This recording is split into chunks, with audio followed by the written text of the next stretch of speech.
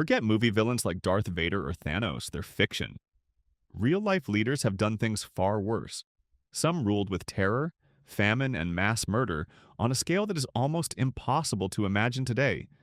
But who was the most brutal leader in recorded history? We're not talking about myths or movies. We're talking real numbers, real torture, and fear that lasted for generations. So stay with us as we dive into this. What makes a leader brutal? Now, before anything, one thing you should understand is that brutality is more than winning battles or expanding territory. A brutal leader uses cruelty intentionally as a weapon, a tool of control, or a way to terrify populations into obedience. To measure brutality, we can look at four key areas. The first one being the death toll. That's how many people died under their rule or campaigns. Then there's torture methods. This explains how horrifying and personal the methods of killing or punishment were. Thirdly, there's the psychological terror. This one is more dangerous because it goes on to show how a leader's fear tactics affected society and culture. And finally, there's the long-term impact. Here the main question is this: did their reign of cruelty leave a shadow for generations? So as you can see, this is not about generals who won wars or expanded empires. It's about leaders who made cruelty part of the job, who used violence as a core tool of governance. So who exactly are these leaders? Let's find out. Genghis Khan, 1162 to 1227. Genghis Khan, the founder of the Mongol Empire, was one of history's most effective conquerors, but also one of its most brutal. His campaigns caused an estimated 40 million deaths. Entire cities were wiped out, with men, women, and children slaughtered indiscriminately. One example is the sack of Nishapur in 1221. Genghis Khan's army beheaded everyone in the city and stacked the skulls into three massive pyramids, one for men, one for women, and one for children. Even pets such as dogs and cats were killed. In some cases, soldiers were ordered to kill hundreds of civilians as revenge for the deaths of Mongol soldiers. Despite his savagery, Genghis was a strategic genius. He established the Yam, a postal network across his vast empire, and granted religious freedom to maintain stability. His cruelty was deliberate but calculated, designed to intimidate populations and prevent rebellion. Half of Eurasia lived under his rule, but many regions were left as ghost towns, a warning of the cost of defiance. Tamerlane, 1336 to 1405. Timur, also called Tamerlane, admired Genghis Khan and followed in his footsteps, but he took terror to new heights. Timur built his empire on fear and often publicized his massacres to intimidate enemies into surrender. His most infamous acts include the destruction of Isfahan in 1387, where 70,000 people were killed and their heads stacked into 35 towers. In Delhi in 1398, his troops slaughtered 100,000 prisoners in a single day. In Baghdad in 1401, 90,000 heads were stacked into 120 pyramids. Tens of millions died under his campaigns, leaving thriving cities in ruins. Timur's cruelty was part of his political strategy. While he spared skilled artisans to help build his projects, ordinary people faced annihilation. He reportedly envied his own death, seeing peace as a weakness. His rule shows how fear can be weaponized into a governing style, with terror itself becoming a form of propaganda. Vlad the Impaler, 1431 to 1476. Vlad III of Wallachia, better known as Vlad the Impaler, was infamous for cruelty that was both personal and theatrical. Unlike conquerors who ruled vast territories, Vlad ruled a small region but left a terrifying mark on history. His favorite method of terror was impalement. Entire fields of enemies were nailed to stakes, including men, women, and children. In 1462, an invading Ottoman army encountered a forest of stakes with 20,000 bodies impaled as a warning. He also flayed prisoners, roasted beggars alive, and impaled nobles during purges. One famous story recounts a banquet where Vlad impaled guests mid-meal for refusing to pay taxes. He is believed to have accidentally killed his pregnant wife, which sent him further into cruelty and madness. His brutality was psychological as much as physical, designed to shock, intimidate, and maintain control.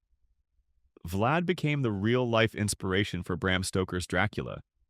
But it doesn't end there. Ivan the Terrible, 1530 to 1584. Ivan IV of Russia, known as Ivan the Terrible, started his reign as a reformer but grew paranoid and cruel. He established the Oprichnina, a secret police force tasked with hunting traitors, executing thousands of nobles, and terrorizing entire cities. The Novgorod massacre in 1570 is an example of his brutality. Up to 60,000 civilians were killed in weeks, tortured, impaled, and even thrown into icy rivers. Ivan's paranoia extended to his family. He killed his own competent son in a rage in 1581. He reportedly blinded the architects of St. Basil's Cathedral to prevent them from duplicating their work. Despite the horror, Ivan centralized Russia and created stronger governance, but at an enormous human cost. His reign demonstrates how paranoia and personal vendetta can turn a ruler into a national nightmare. Pol Pot, 1925 to 1998. Moving forward, Pol Pot, a man who led Cambodia's Khmer Rouge from 1975 to 1979. He aimed for a radical Year Zero agrarian society and emptied cities, forcing urban residents into collective farms. The result was catastrophic. 1.5 to 2 million people died, about a quarter of the population. Pol Pot specifically targeted intellectuals and ethnic minorities, including Vietnamese and Cham Muslims. Even something as simple as wearing glasses could get someone killed. Prisons like Tuol Sleng became killing factories, and the rows of skulls still stand as grim reminders. Pol Pot was educated in Paris, but he used his intelligence to enforce ignorance. Money, religion, and culture were banned. Policies, rather than direct combat, caused mass death, showing that cruelty doesn't require armies or swords, it can be embedded into social systems. Mao Zedong, 1893 to 1976. Mao Zedong, founder of Communist China, is responsible for the highest death toll among modern leaders. 40 to 45 million. Most of these deaths occurred during peacetime, caused by failed policies rather than war. The Great Leap Forward, 1958 to 1962, was intended to rapidly industrialize China but led to famine that killed 30 million people.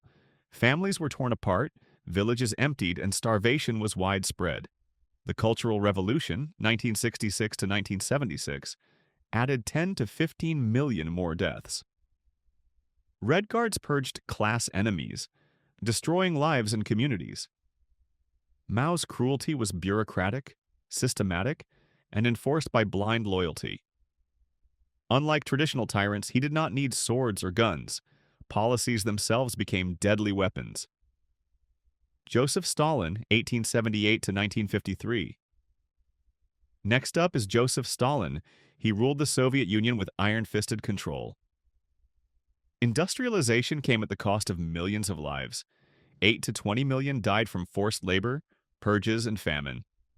The Holodomor, a man-made famine in Ukraine, killed millions. The Great Purge of 1936 to 1938 executed hundreds of thousands labeled as enemies of the state. Stalin used secret police, mass surveillance, and fear to maintain control. His cruelty was systematic and industrialized, with death becoming part of the machinery of the state. Adolf Hitler, 1889 to 1945. Finally, meet Adolf Hitler, a man whose cruelty was methodical and ideology-driven. He orchestrated World War II and the Holocaust, causing at least 40 million deaths. 6 million Jews were murdered, along with millions of Poles, Roma, disabled people, and prisoners of war. Nazi Germany's SS and Gestapo enforced policies with brutal efficiency. Hitler's genocidal vision combined fanaticism with industrial organization, proving that ideology can amplify brutality to unprecedented levels. Comparing brutality. Now, with all of this, you might be forced to ask, who was more brutal? Well, when we look at death tolls, Mao leads with 40 to 45 million, followed closely by Hitler at 40 million, and Genghis Khan at roughly 40 million. Stalin's policies killed 8 to 20 million, while Pol Pot's actions killed 2 million, but represented about 25% of Cambodia's population, a shocking per capita impact. Sadistic cruelty often goes beyond numbers. Vlad the Impaler and Timur created terror through impalement, skull towers, and public massacres. Methodical killers like Hitler and Stalin used bureaucracy and industry to execute mass murder efficiently. Some leaders killed without weapons.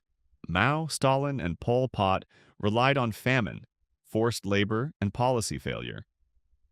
Brutality comes in different forms. It can be direct and immediate, like swords and spikes, or quiet and invisible, built into the systems of everyday life, but both can be equally deadly. The most brutal leader. By many measures, the title of the most brutal leader goes to Mao Zedong. The Great Leap Forward alone caused 30 million deaths. The Cultural Revolution added 10 to 15 million more. His cruelty was systematic, bureaucratic, and enforced by blind loyalty and a cult of personality. Unlike the violent conquerors of the past, Mao's terror was invisible, carried out through policies that starved millions. Mao demonstrates that the deadliest terror does not always roar. It can be silent, built into the everyday rules that people live by. Legacy and final thoughts. The legacies of these leaders differ, but fear and death shadow all of them.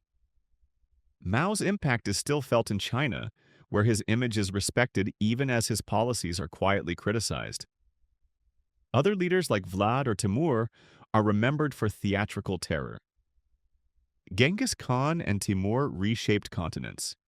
Hitler and Stalin left scars across nations and cultures. History shows that brutality can be obvious and immediate, or hidden and bureaucratic. Both forms destroy lives and societies. The question remains, what is worse, the conqueror with a sword or the revolutionary with a red book? Share your thoughts in the comments below. Don't forget to like, share, and subscribe for more royal updates. And be sure to check out the next video on your screen. You won't want to miss it.